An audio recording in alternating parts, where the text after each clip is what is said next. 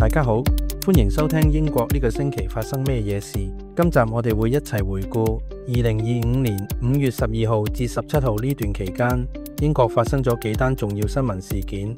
我哋會深入探討英國政府最新發表嘅重奪對移民制度嘅控制權白皮書，了解佢對移民政策嘅重大改革，特別係對於香港人、國際學生同外籍勞工嘅影響。英國一周10大重點事件。英國政府喺5月12號發表咗一份重磅白皮書，標題就係重奪對移民制度嘅控制權 Restoring Control over the Immigration System。 呢份文件好大機會改變未來幾年嘅移民格局。咁究竟乜嘢係白皮書？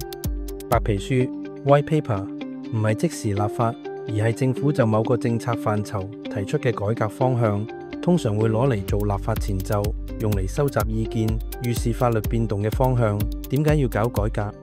政府話英國近年移民數字飆升，2023年淨移民高達90萬人，遠超脫歐時承諾嘅控制邊界。其中工作簽證同學生簽證申請急升，亦帶動家庭成員一齊入境，社會壓力倍增。政策重點整理，永久居留 ILR 門檻提升，原本喺英國合法居留滿5年就可以申請 ILR， 將會變做要住夠10年，除非你係屬於對社會有重大貢獻嘅特殊人才。 Graduate Visa 縮短，國際學生畢業後原本可以攞 Graduate Visa 留低2年，將會縮短至18個月，迫使畢業生喺更短時間內揾到工作，取消社區護理簽證。2028年生效。政府覺得太過依賴低技能外勞，尤其係來自南亞同非洲嘅護理員，決定喺幾年內取消整個類別。技術工作簽證門檻提高，要有 RQF6 或以上資格，即英國大學學歷，低於呢個學歷水平嘅技工未必再有資格。擴大遣返條件，包括性罪行、家庭暴力、詐騙等行為，只要定罪，就算係臨時簽證都可能即時遣返。根據 Restoring Control over the Immigration System 白皮書，入籍英國嘅英文要求及申請年期都有重大改動。1. 英文要求提高，入籍與定居嘅英文水平要求從原本嘅 B1 中級提升至 B2 高階中級，以確保申請人具備更高嘅語言能力。家庭成員嘅英文要求，成人依附者 Adult Dependents 喺首次申請簽證嘅時候，需達到 A1 初級水平，並需喺未來嘅申請中展示語言能力嘅進步。英文能力證明嘅變更，持有英語授課嘅海外學位者，需透過新嘅資格與語言服務機構 QLS 進行學歷驗證，以取代之前嘅 ECCTIS。2. 居留年期延長，定居資格從原本嘅5年合法居留延長到10年，適用於大多數移民路徑。入籍資格需喺獲得定居資格之後再居留1年，先至能夠申請入籍。貢獻加分制度對於喺經濟或社會方面有重大貢獻嘅人士，可能會提供加分，俾佢哋更早獲得定居或入籍資格。ILR 改制追溯期爭議，一項最受爭議嘅內容就係呢個10年 ILR 新制會唔會有追溯？政府初步口頭話唔會有追溯，即係已經住咗幾年嘅人唔會受影響，但文件入邊寫明，所有喺新政策生效後先申請 ILR 嘅人都要用新規則計算。換言之，即使你喺2020或者2024已經開始住英國，但你要喺2026、2027年先夠5年申請 ILR， 就可能會被要求補夠10年先批，令到成千上萬人計劃大亂。呢點已經引起法律界強烈關注。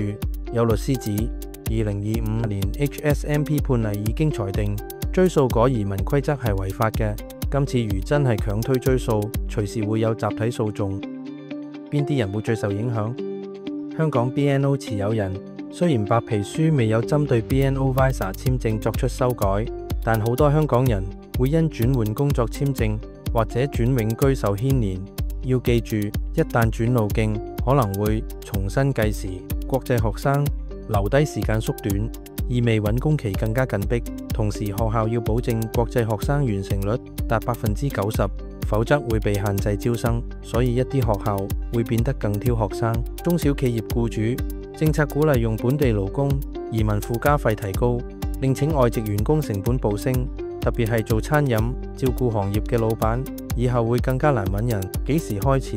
政策唔係即時實行，預計會喺2025年下半年起陸續推行，部分要等國會立法通過。ILR 年限改革方面，政府口風話會針對2022獲簽者作起點，但實際生效日期仍然有待澄清。對香港人有咩影響？如果你計劃申請定居或者入籍，要注意未來政府會提高英文要求，由而家 B1 中級提升至 B2 高階中級，同時要證明你英文有進步，例如由現簽 A2 升上 B2。同時入籍或申請永久居留 Settlement 年期亦會延長，一般由原本5年增至10年先可以入籍，除非你對英國有特別貢獻，例如對社區經濟有幫助，先可以提早申請。如果你係 BNO 持有人，大方向唔會即刻改，但環境收緊，未來可能更嚴格。如果你想過嚟讀書或者工作，要留意薪金、技能要求、英文要求變高咗。如果你計劃帶屋企人一齊去，依家配偶、子女都可能受限制，特別係低薪簽證。總括而言，英國政府今次嘅移民政策改革，旨在減少對低技術外勞嘅依賴，提升本地勞動力質素，同時吸引高技術人才。對於有意移民英國或已經喺英國生活嘅朋友，建議密切留意政策變化，及早作出相應嘅規劃。最後都想同大家講句，雖然呢啲政策聽落收緊咗好多，但要留意，政府暫時只係發表咗白皮書，即係方向性建議，未正式立法，仲有機會有變動，所以香港人唔使太擔心住。最重要係保持關注，做好準備，但唔需要過早驚慌或者亂改移民計劃。Bye。英傑華 Aviva 收購 Direct Line 保險，引發壟斷擔憂。Aviva 宣布以37億英鎊收購 Direct Line 直線保險，目標係成為英國最大家居及汽車保險集團。呢個做法令到英國競爭與市場管理局 CMA 表示，正展開初步調查，怕會影響市場選擇同價格。如果你係佢哋客戶，未來可能會影響續保費水平。監獄飽和危機，政府宣布建3所新監獄，英國監獄容量已經達99%，藍籌倉預計11月就爆晒倉。政府宣布撥款47億英鎊起3間新監獄，同時亦縮短部分短期罪犯嘅召回監禁期，例如未完成緩刑者最快28日就釋放。中國 IoT 模組風險，前 MI6 處長出警告，英國情報界警告中國製造嘅物聯網 IoT 模組可能對英國嘅基礎設施構成安全威脅。呢啲模組廣泛應用於交通燈、充電站同埋家庭路由器等設備中，建議政府設立採購黑名單，以限制高風險供應商嘅產品進入英國市場。倫敦地鐵停電，變電站故障癱瘓全城。5月12號晚上，倫敦地鐵因400千伏變電站故障，導致多條線路停運，數千名乘客受影響。TfL 表示，已調查中，市長承諾喺夏季前完成調查，並提出改進措施，以防止類似事件再次發生。Bollywood 巨星 Shah Rukh Khan 為《Come Fall in Love》音樂劇造勢。